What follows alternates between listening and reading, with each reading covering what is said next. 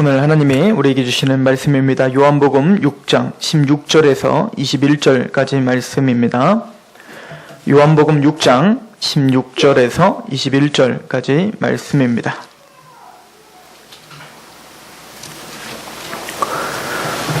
우리 한 목소리로 같이 봉독하도록 합니다. 요한복음 6장 16절에서 21절까지 말씀. 시작.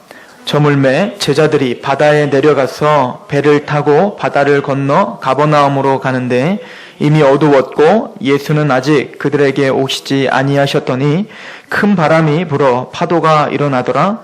제자들이 노를 저어 10여리쯤 가다가 예수께서 바다 위로 걸어 배에 가까이 오심을 보고 두려워하거늘 이르시되 내니 두려워하지 말라 하신대 이에 기뻐서 배로 영접하니 배는 곧 그들이 가려던 땅에 이르렀더라.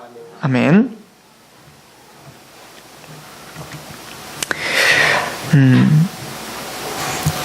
예수님은 일약 스타가 되셨죠. 빈들에서 5,000명, 남자와 아이들까지 하면 약 2만 명을 오병이어로 먹이셨습니다. 그 오병이어 기적을 통해서 많은 사람들이 그 예수님을 뭐라고 고백했냐면 혹시 그 선지자 아니냐?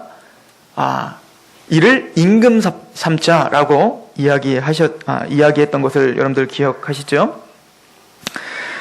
우리 6장 15절에 보면 14절부터 보면 그 사람들이 예수께서 행하신 이 표적을 보고 말하되 이는 참으로 세상에 오실 그 선지자라 하더라.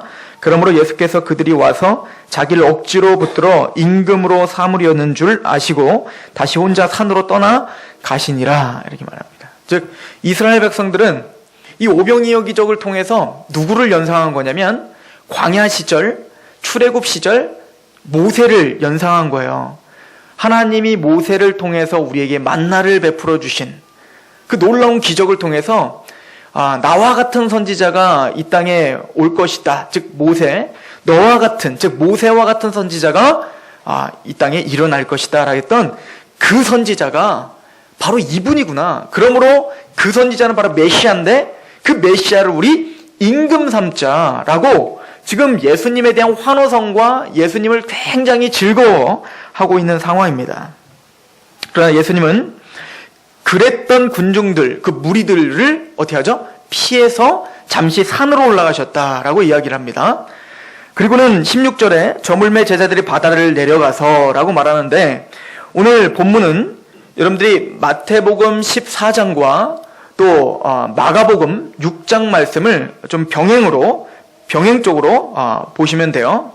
평행 구절들입니다.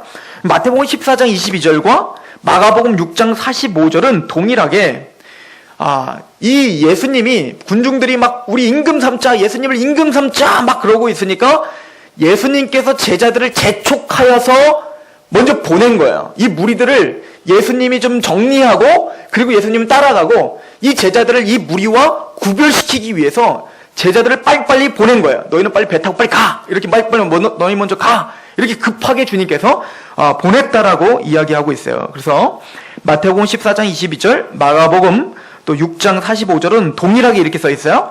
예수께서 즉시 제자들을 재촉하사 자기가 무리를 보내는 동안에 배를 타고 앞서 건너편으로 가게 하시고 그래서 즉시 막 무리들이 임금 삼자 막 그러자마자 주님은 다급하게 제자들을 빨리 보낸 거예요. 왜 그러셨을까요? 이 무리들의 이 태도와 예수님을 바라보는 그 사고체계는 동일하게 누구도 갖고 있었냐면 제자들도 갖고 있었다고 우리는 계속 반복적으로 지금 알아보고 있었지 않습니까? 제자들도 이 예수님이 메시아라는 걸 알고 따라다닌 거고 그 예수님을 임금 삼아야 될 거라고 알았어요. 그런데 그 뒤에도 뭐라고 합니까? 제자들이 이 예수님만 이 왕이 되시면 우리는 이제 이 압제한 로마 제국 또 우리의 모든 신분도 상승하고 우리가 잘 먹고 잘 살게 될 거야 라고 하는 그 세속적인 어떤 메시아 간을 그대로 갖고 있는 그 제자들이었단 말이죠. 그러니까 이 제자들이 무리들이 와서 임금 삼자 막 그래서 막 예수님 횡가를 치고 막 가마 태우고 막 그러면 이 제자들은 어떨까요? 기분이 너무너무 좋고 거기에 심취하겠죠. 그렇지 않겠습니까? 그래서 주님은 그것을 두려워하신 거예요. 그래서 제자들을 그 무리들과 철저하게 어떻게 하는 겁니까? 구별하고 있는 겁니다. 우리가 교회 안에 예수님을 쫓아오는 사람들 안에는 무리들과 제자들이 있다라고 우리 앞에서 이미 상고했어요. 우리가 요한복음 강의를 하면서 무리들은 예수 그리스도의 인격 앞에 나오는 게 아니고 그 예수 그리스도의 손만 보고 쫓는 신앙이에요. 이거를 이렇게도 표현을 해요. 하나님의 얼굴을 구하는 신앙이 있고 하나님의 손을 구하는 신앙이 있다, 이렇게 표현을 하기도 해요.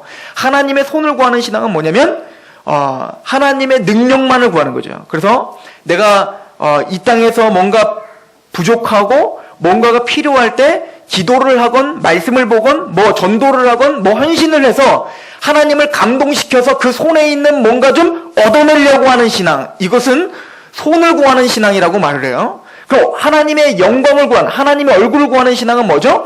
우리에게 하나님이 무엇인가 주지 않아도 그냥 그분만으로 만족하는 신앙을 말하는 거죠. 그래서 이 얼굴을 구하는 신앙은 모세와 같은 신앙인 거예요. 만약에 하나님께서 가나안 땅에 같이 가시지 않는다면 나도 가지 않겠습니다. 그 땅이 젖과 꿀이 흐른다 할지라도 하나님이 계시지 않으면 그곳은 나에게 아무 의미가 없습니다라고 하는 신앙, 이게 얼굴 구하는 신앙이고, 손을 구하는 신앙은 그 당시에 이스라엘 백성들이었죠. 이스라엘 백성들은 끊임없이 뭡니까? 목마르니 물 주십시오. 물을 안 주면 원망하고 당장이라도 때려치고 우리 애굽으로 다시 돌아갑시다.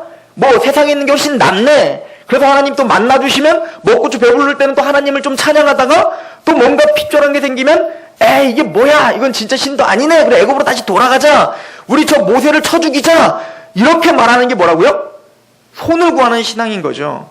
그러니까 이 무리들은요, 지금 예수님을 쫓아오지만 예수님이 후에 뭐라고 하죠? 너희들은 표적을 보고 따라오는 게 아니라는 거예요. 물론 여러분, 표적은 중요하고 귀한 거예요. 표적을 통해서 하나님을 믿고 예수 그리스도께 나오는 자들이 많이 있어요. 그러나 이 많은 무리들은 단순히 표적을 통해서 예수님을 만나려는 게 아니라 그 표적 자체에 너무 거기에 감격하고 있는 사람들이죠. 그래서 예수님보다 더 큰 것을 약속하면 당장이라도 예수님을 버려버리고 타협하여 다른 곳에 갈 수 있는 사람들이 교회 안에 있다는 거예요. 이거는 무리예요.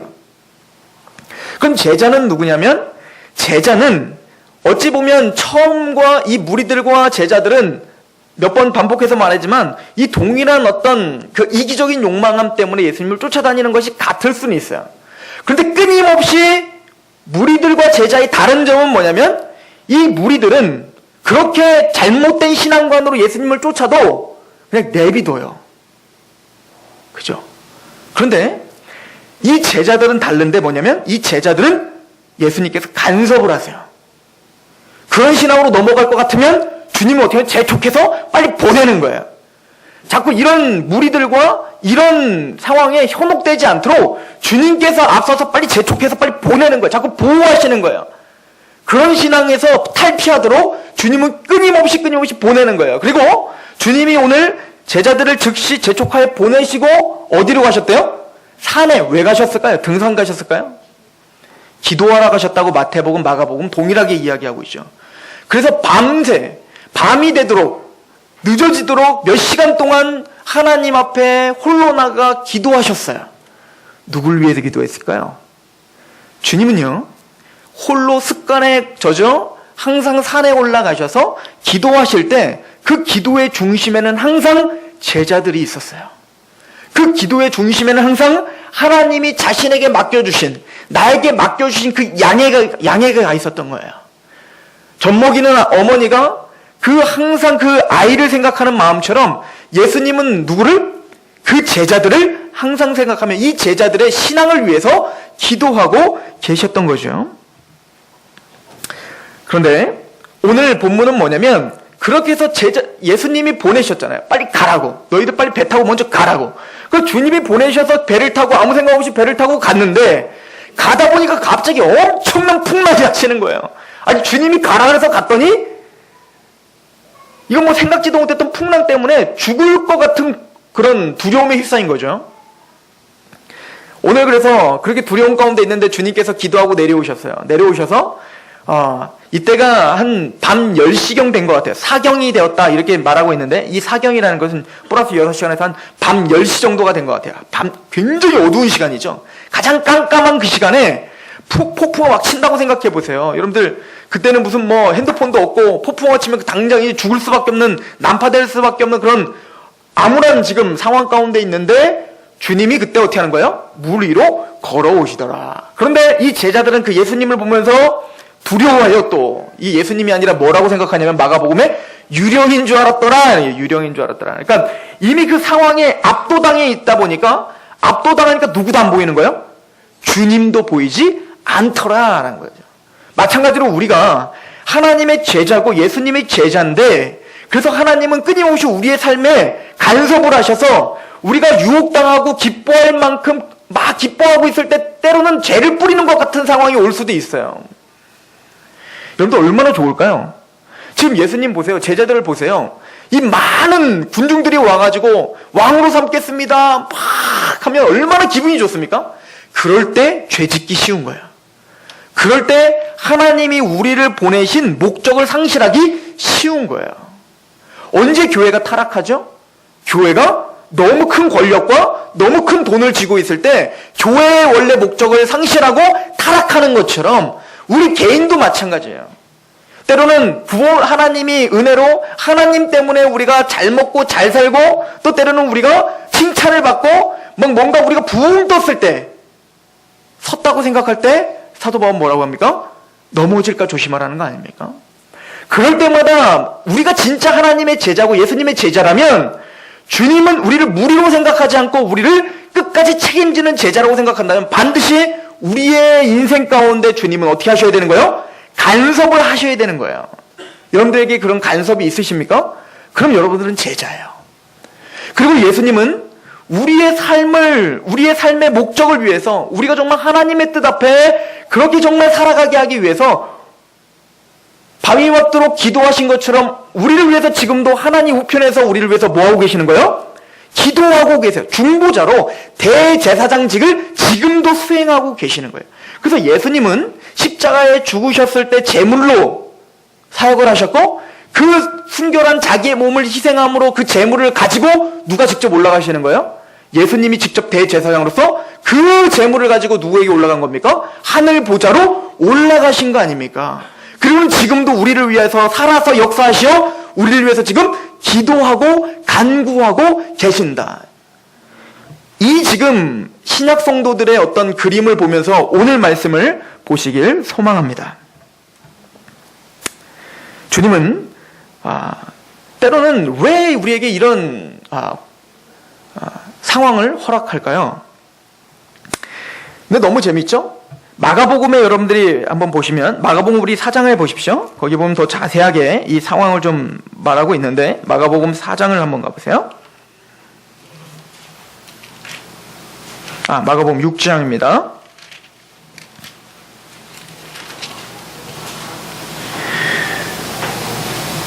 6장 52절을 한번 잠깐 보겠습니다.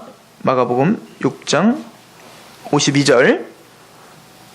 자, 예수님께서 나타나셔서 안심하라, 내니 두려워하지 말라라고 오늘 제목처럼 이야기를 하시고는, 자, 52절 같이 한번 읽어봅니다. 시작. 이는 그들이 그 떡 떼시던 일을 깨닫지 못하고 도리어 그 마음이 둔하여졌습니다. 제자들이 이 폭풍우 가운데 두려웠던 이유는 뭐라는 거예요? 떡 대신 예수님의 사건을 잊어버린 거예요. 이거 뭐예요? 오병이어 기적에 이야기하는 거예요. 예수님께서 어떻게 했어요? 떡을 떼셔서 직접 나눠주시는 것을 목격했던 제자들 아닙니까? 그런데 그 떡을 뗀 그 예수님의 모습을 통해서 누구를 연상했죠? 제자들도 모세를 연상했을 거 아니에요. 광야에서 우리에게 만나를 나눠주던 그 하나님의 역사하심을 두 눈으로 목격한 거 아닙니까? 또한 너무 재밌는 건 이 제자들은 폭풍우가 칠 때, 죽을 수밖에 없을 때 주님이 계시면 안전하다, 주님은 이 모든 자연 만물도 다스리신다는 것을 이미 경험했어요. 언제 경험을 하냐면 마태복음 6장에 이미 경험한 것을 이야기해주고 있어요. 마태복음 8장 22절에 이렇게 써 있습니다. 예수께서 이르시되 죽은 자들을 죽은 자들을 잠사하게 하고 너는 나를 따르라 하시니라. 자, 마태복음 8장 22절은 어떤 내용이냐면 어느 제자가 이러잖아요. 내가 주님이 이런 너는 나를 따르라. 그랬더니 그 제자가 뭐라고 하죠? 나 우리 아버지 장사만 좀 치르고 따를게요 라고 했다고요. 그랬더니 주님이 뭐라고 해요? 죽은 사람은 죽은 자로 장례케 하고 너는 나를 따러 라고 이야기했죠. 그럴 때 예수님이 또 바리새인들에게 그 위에 뭐라고 하냐면 나는 머리 둘 곳이 없어. 그러니까 나를 따른다는 것은 고생이 따르는 거고 고난이 따르는 거야 라고 이야기를 해주죠. 그리고는 제자들 보고 마태복음 8장 22절에 이렇게 얘기를 합니다. 배에 오르심에 제자들이 따랐더니, 자, 예수님을 따르는 건 고생이 있다라고 말로 해놓고 진짜 그 다음 구절에 뭐라고 하냐면 제자들을 배로 오르게 하여, 그리고 배로 오르더니 나를 따랐더니, 제자들이 따랐더니, 예수님을 따랐더니 바다에 큰 놀이 일어나 배가 물결에 덮이게 되었더라. 그때 예수님 뭐하고 있었냐면 자고 계시죠. 우리 잘 아는 말씀이죠. 이게 이미 이 역사가 일어나기 전의 일이에요. 그래서 폭풍우가 치는데 주님이 어때하고 있어요? 주무시고 계시는 거예요. 그래서 주님 폭풍우가 칩니다. 그랬더니 예수님이 잠자고 있는데 깨워갖고 막 화가 나셨는지 일어나셔갖고 그러죠. 믿음이 없는 자들아 라고 책망을 하시죠. 그리고 뭐라고 합니까? 네. 그리고는 예수님이 그 바다를 향해서 책망하니 어때요? 바다가 잔잔해지더라. 그런 거예요. 그때 이 배에 탄 사람들이 고백한 말이 그거예요. 이가 어떤 사람이기에 바람과 바다도 순종하느냐라고 말하죠. 도대체 이 예수라는 분은 도대체 누구기에 어떤 분이시길래 도대체 이 자연 만물이 그 앞에 순종한단 말이냐라고 하는 거죠. 이런 모든 과정들을 통해서 이 이스라엘 백성들은 무엇을 깨달았냐면 하나님께서 모세를 통하여 홍해가 갈라지는 것, 그 모든 자연이 그 앞에서 일렬로 서는 거죠. 순종하는 것을 봤죠. 하나님 앞에 순종하는 자연을 봤어요. 10가지 재앙이 다 뭐예요? 자연 만물을 통하여서 하나님을 대적하는 바로를 철저하게 짓밟는 걸 봤어요. 하나님의 그 능력을 봤다고요. 자연을 통솔하는 능력. 게다가 뭡니까? 배가 고플 때 하나님께서 만나를 주시고 메추라기를 주시고, 또 하나님은 또 뭡니까? 물이 없을 때 반석을 쳐서 물이 나게 하셨단 말이에요. 또 더 나가서 구름 기둥과 불 기둥을 통해서 뭐 했어요? 이스라엘 백성들을 밤에 보호하시고 낮에도 보호하셨고요. 또 성막을 통하여서 뭡니까? 성막에서 제사 드리는 그 연기를 통하여 쉐카나 영광이라고 하는 그 하나님의 구름 기둥이 일어나는데, 그 밑에 살아가는 자는 뱀과 정갈의 해를 밟지 않고 신이 떨어지지도 않아요. 그런 철두철미한 보호 가운데 40년 동안 살았던, 기적으로만 알고 있었던, 말로만 들었던 그 놀라운 하나님의 역사가 지금 예수님이 가는 곳마다 어떻게 되는 거예요? 그대로 실현되고 있는 걸 보는 거예요.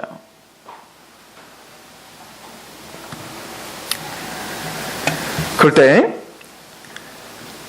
오늘 예수님이 재촉하여 바다로 가서 배를 타고 가는데 폭풍우가 쳐서, 두 번째 폭풍우죠. 폭풍우가 쳤을 때 이곳에서 주님이 나타나십니다. 주님이 나타나셔서 그 배에 올라갔어요.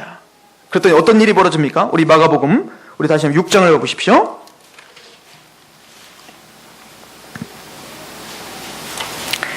마가복음 6장 51절입니다.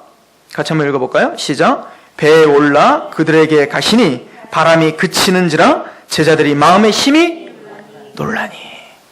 예수님이 배에 올라서자마자 그 바람이 어떻게 해요? 잠잠해지더라.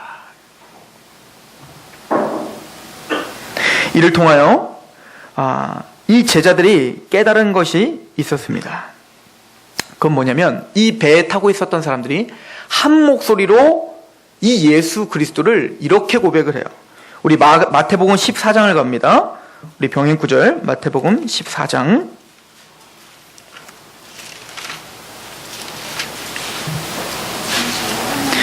14장 우리 33절입니다.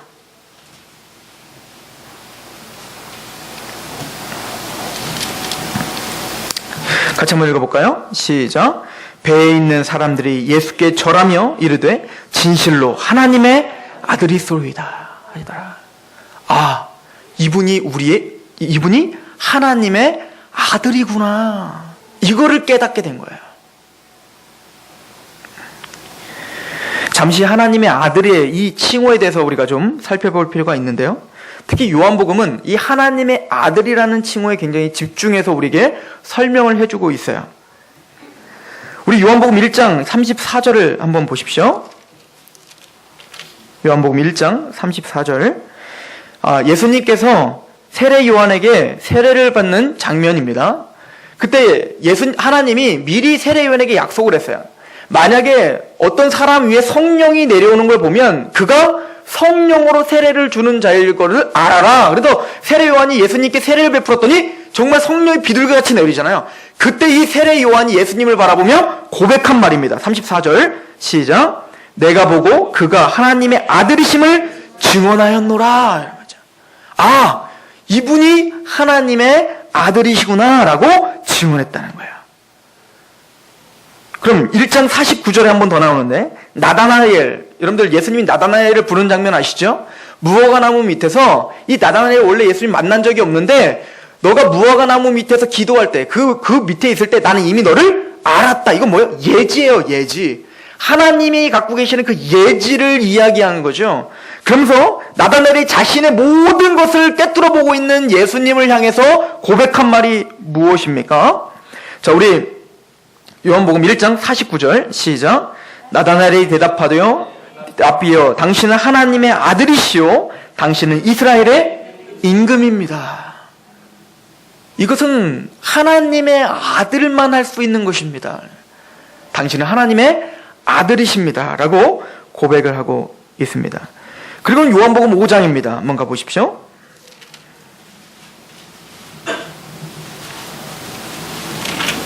요한복음 5장 25절부터 볼게요.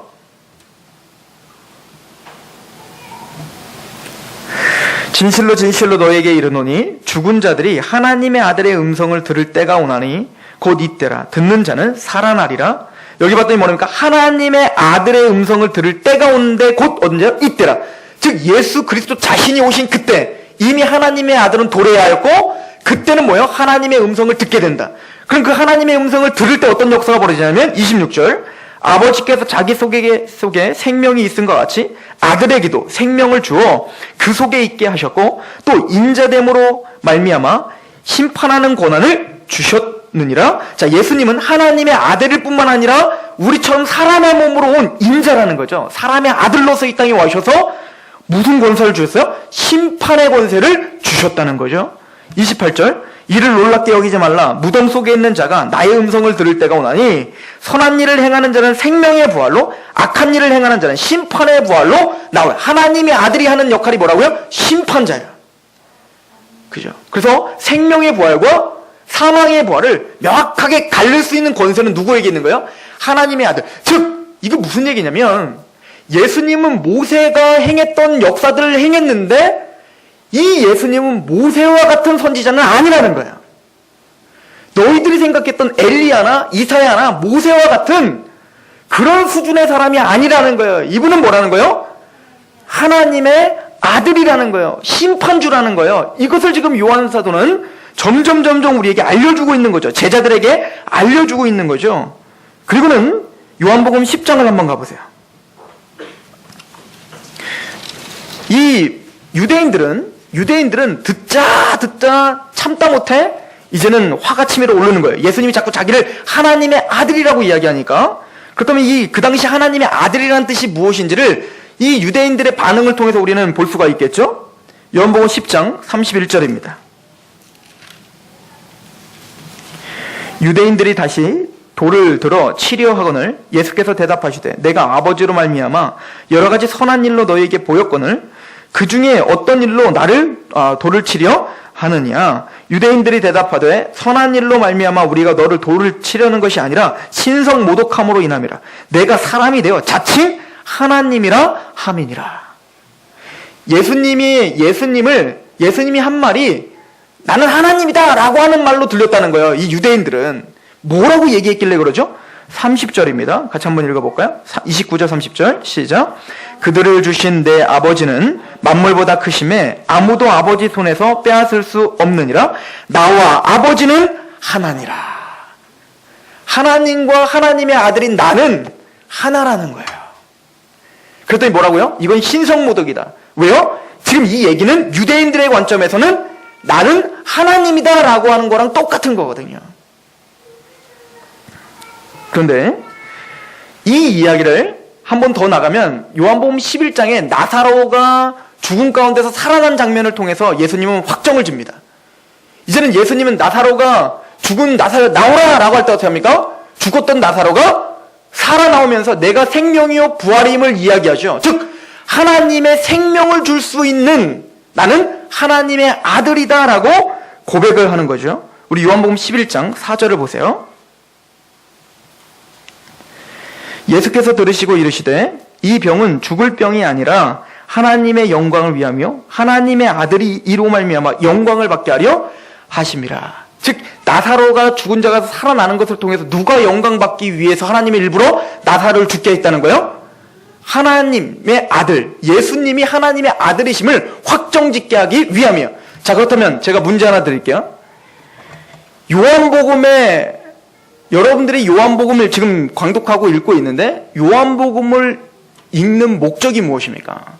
요한 사도가 여러분들에게 이렇게 긴 장을 할애하면서 여러분들에게 예수님에 대해서 고백하고 있는 그 핵심이 무엇일까요?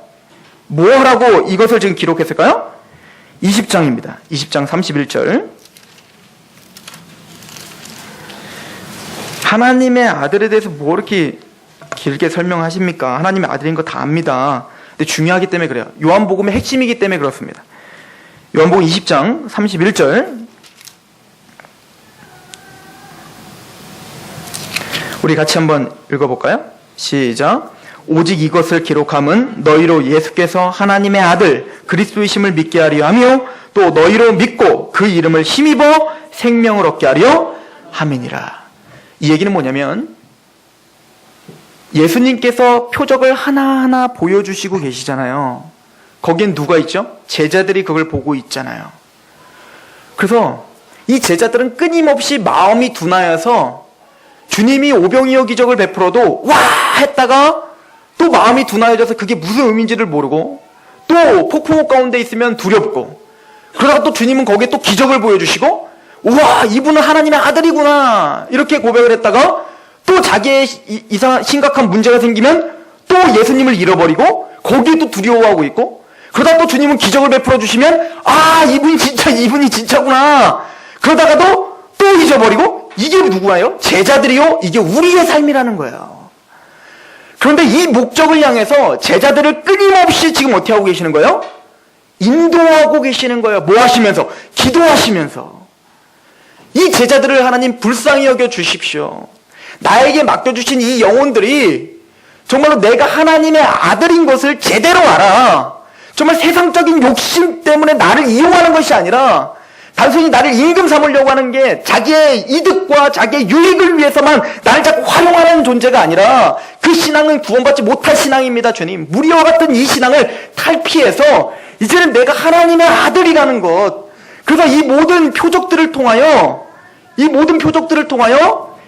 광야 40년 동안 인도하셨던 그 하나님이 바로 나라는 거. 이거를 좀 알게 해 주십시오를 3년 반 동안 훈련시키신 거예요. 그런데도 이 제자들은 깨달아야 못 깨달아요? 못 깨닫고 그 예수님이 십자가에 박힐 때 다 도망가 버린 거잖아요.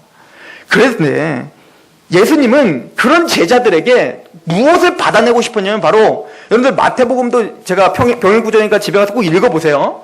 마태복음 14장에 지금 이 사건이 일어난 이후에 당신 하나님의 아들이십니다 라고 많은 사람들이 고백하는 것을 듣게 했어요. 누구에게? 베드로에게. 그럼 베드로에게 마태복음 16장에 가서 며칠이 못 돼요? 16장에 가서 어떤 것을 받아내죠? 당신은 하나님의 아들이시며 그리스도이십니다 라고 하는 그 고백을 받아내는 그때서 예수님이 그래 바요나 시몬아 내가 원하는 고백은 그거야. 네가 정말 잘 알았도다. 그거를 위해서 내가 지금까지 표정을 보여줬잖아. 무리들은 나의 손만 바라보고 있지만 그래 내가 하나님의 아들이야. 내가 하나님 걸 믿어야 돼. 너 잘 봐봐. 너의 인생을 갈아갈 때 내가 배를 타러 가라. 나 따라와라. 그래 따라왔더니 어때? 폭풍은 쳤지. 가는데 뭐 배고팠지. 돈이 많은 것도 아니고 돈이 없는데 그래서 예수님의 능력으로 오병이어로 먹을 것 줬지. 기적적으로 먹을 것 줬지. 그런데 너는 또 못 믿었지. 그런데 내가 또 기적적으로 폭풍을 잠재워줬지. 그래서 오늘 이 사건에 지금 요한복음엔 기록되지 않았지만 마태복음엔 기록된 게 있어요. 뭐죠? 베드로가 그러잖아요. 주님인 걸 알고 주님 나도 무리를 걷게 해주세요. 그랬더니 와라 걸어와라. 그랬더니 베드로가 어떻게 해요? 그 말씀을 의지하고 걸어보잖아요. 걷다가 어떻게 합니까? 폭풍을 보니까 갑자기 믿음이 샥 없어지는 거예요. 너무 이 상황이 암담하니까. 그랬더니 베드로가 어떻게 해요? 쑥 빠지잖아요. 예수님과 함께 있는데도 예수님에 대한 믿음이 없어 두렵고 빠져버리더라는 거예요. 이게 지금 제자들의 상황이었던 거죠. 예수님은 밤을 새워 그 제자들을 위해서 기도하고 있는데 현실 속에 폭풍이 치면 제자들은 뭐예요? 밤새 두려워하고 있는 거예요. 예수님은 뭐하고 있는데? 나를 위해서 기도하고 계시는데 나를 위해서. 그런데 지금 제자들에게는 예수님이 부재 중이에요. 없어 보여요. 이 암담한 상황 중에는 예수님이 없어 보이는 거예요. 그런데 여지없이 그 폭풍우 중에 누가 나타나시는 거예요? 예수님이 아주 좋은 타이밍에 딱 나타나시는 거예요. 배가 막 다 부셔져서 이제는 뒤집힐 그 시점에 예수님이 딱 나타나셔서 배에 오르시니까 어떻게 하는 거예요? 쫙 잠잠해지는 거예요. 이런 여러 가지 제자들의 이런 상황들을 통해서 때는 고통을 통해서 때는 고난을 통해서 또 주님이 도와주심을 통해서 또 때로는 우리 살다 보면 구원받은 사람이 이런 고백이 있잖아요. 하나님 좀 넉넉하게 주시 꼭 내게 필요한 거 딱 기도는 거기만 딱 들어주실 때가 많잖아요. 그렇지 않습니까? 또 막 긴장하게 해서 하나님이 그 중요한 시점에 와서 딱 해결해 주시고 이게 구원받은 사람의 삶이에요. 여러분들 그런 사람 없습니까? 왠지 막 하나님 미리미리 준비해 주면 좋겠는데 꼭 기도하게 하시고 그 가운데서 막 기도하면 또 당장 기도하면 뚝 들어주는 게 아니라 한참 기도하고 이제는 막 포기할랑 말랑하면 그때 딱 들어주시고 막 이런 역사들이 구원받은 사람에게 계속 있어야 돼요. 그게 제자의 삶인 거예요. 이런 고난과 같은 이런 광야와 같은 삶을 왜 사시게 하셨을까요? 그 대답을 하나님께서 이스라엘 백성들에게 이런 긴장감 있는 삶을 광야 40년 동안 사시게 하셨잖아요. 그 이유가 뭔지를 알면 주님이 왜 우리 하나님의 사람들에게 이런 삶을 살게 하셨는가를 알 수 있겠죠. 이제 절 볼 때가 아니라 신명기를 볼 때예요. 자, 제가 해답을 드리겠습니다. 왜 그런지. 신명기 8장을 보십시오.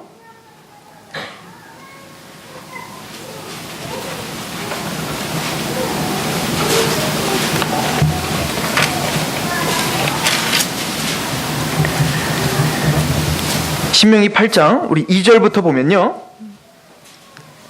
제가 그래서 아까 미리 설명한 거예요. 이 이스라엘 백성들과 이 제자들은 예수님의 지금 행적들을 통해서 오병이어 기적 또 여러 가지 표적들을 보면서 뭐가 계속 연상되면서 따라다니는 거라고요?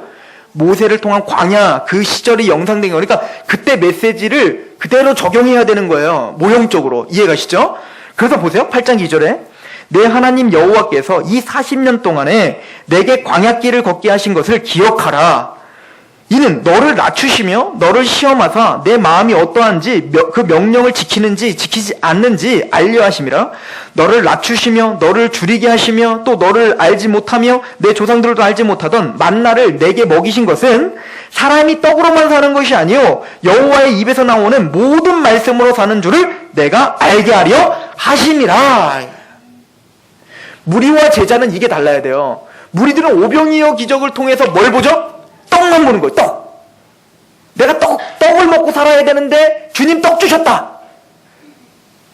기분 좋다. 그러니까 우리 교회 가자. 이건 무리예요. 그런데 우리가 기도했더니 여러분들 기도응답 받은 적 많죠? 하나님 앞에 간구했더니 하나님이 여러분들에게 떡을 주셨다고요. 돈을 주시고 시간을 주시고 뭐 직장을 주시고 뭘 주셨다고요. 그런 과정을 통해서 뭘 깨달아야 된다고요? 마음은 더 낮아지고 낮아져야 되는 거예요. 이 떡으로 사는 게 아니라 여호와의 말씀으로 사는 거구나를 깨달아가고 주님은 이런 삶을 우리에게 허락하셨다는 거예요. 내가 잘나서 잘 먹고 잘 사는 게 아니고 구원받은 하나님의 사람은 이방 사람들과 다르게 하나님의 말씀을 그냥 몸부림치며 순종하니까 떡이 생기더라.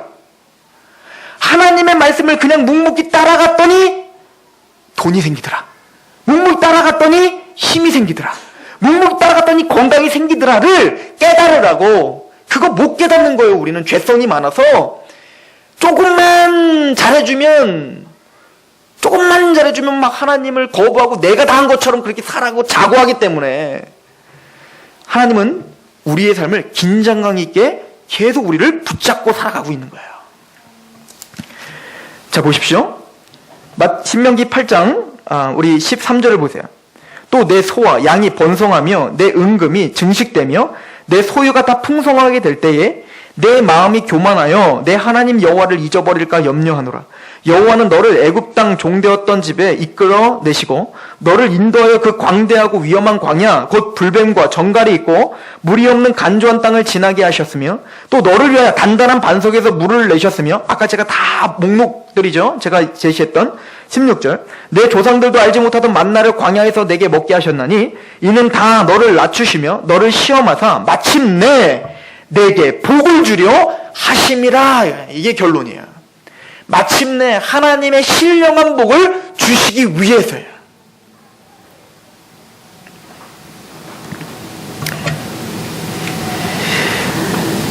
제자들은 아직도 근데 지금 요한복음 6장에 있는 제자들은 아직도 이 예수님의 이 영적인 어떤 통찰을 하지 못하는 시기였어요. 그래서 이 제자들은 폭풍우가 치니까 여지없이 또 겁내고 두려워만 하고 있었던 거예요. 우리는 어디까지 오셨습니까? 우리가 우리 인생 가운데 때로는 폭풍우처럼 고난이 닥칠 때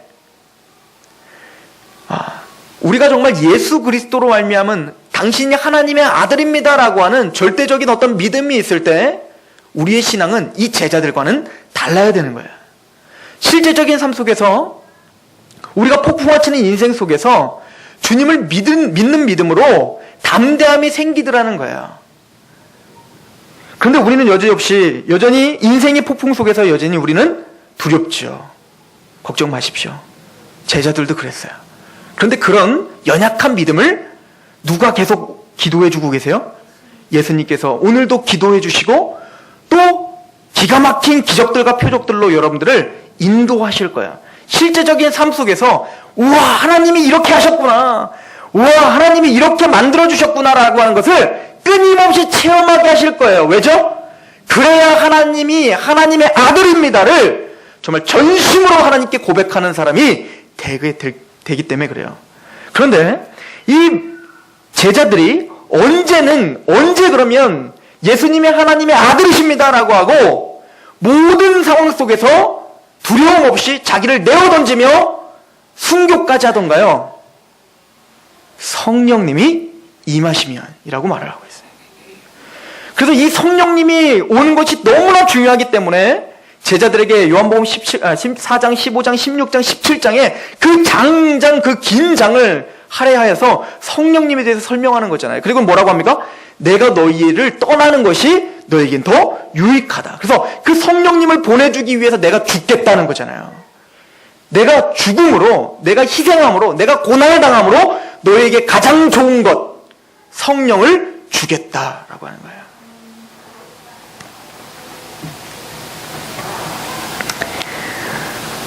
요한복음 17장은 그래서 구원받은 하나님의 사람들을 위한 예수님의 생명을 건 기도가 나오고 있는 거죠.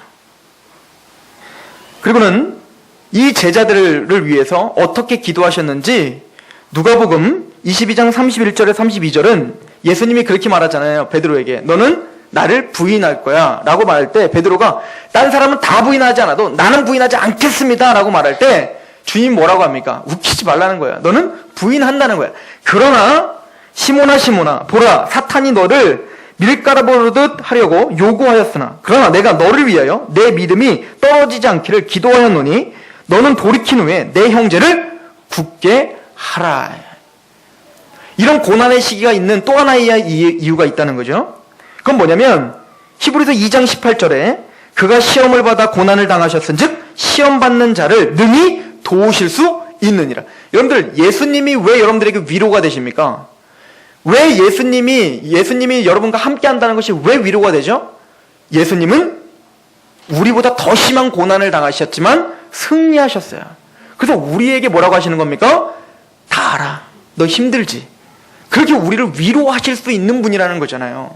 그래서 예수님이 우리에게 은혜가 되는 거잖아요.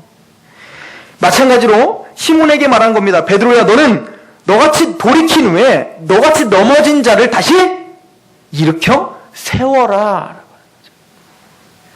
이 땅은 죄악 속에서 살기 때문에 우리만 힘든 게 아니라 전 세계 모든 사람이 다 그렇게 힘들어요. 대신 그 사람들은 뭡니까? 무리들처럼 갈피를 못 잡고 우왕좌왕하고 있을 때 우리는 뭡니까? 주님이 우리를 불러주셔서 우리를 위해서 기도하시고 우리를 위해서 십자가에 죽으신 고난을 통하여 우리를 다시 일으켜 세워주신 것뿐이에요. 사탄이 우리를 밀가루도 계속 청구하였어요. 믿음을 떨어뜨리려고. 그러나 우리가 왜 지금도 믿음에 떨어지지 않고 이곳에 있냐면 주님이 기도해 주셨기 때문이에요. 그러면 우리가 옆에 있는 형제와 자매들, 또 때로는 고난 때문에 힘들어하고 있는 자매들을 볼 때 너는 믿음이 있는데 그렇게 하냐?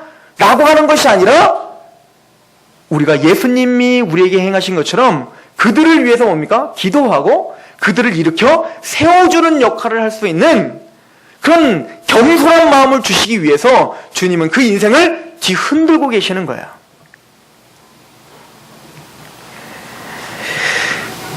저와 하나님의 성도들이 어떤 상황 속에서 내니 두려워 말라, 예수님이 나와 함께 계시고 나를 위해서 기도해 주신다는 그 담대함으로 하루하루를 승리하시길 바라고, 그런 상황들을 통해서 당신은 하나님의 아들이십니다 라고 전심으로 더 깊이 있는 고백을 하는 성도가 되시길 소망합니다. 그리고는 그 폭풍 중에 두려웠던 곳에서 주님이 이렇게 세워주셨잖아요. 그것을 경험하시고 또 경험하시고 또 경험하셔서 여러분이 같이 넘어지고 있는 자들을 위로하시고 기도해 주시고 그들을 이렇게 세워주시며 복음을 전하는 일에 쓰임받는 저와 여러분들이 되길 소망합니다. 기도하겠습니다. 하나님, 우리 영혼의 폭풍이 쳤습니다.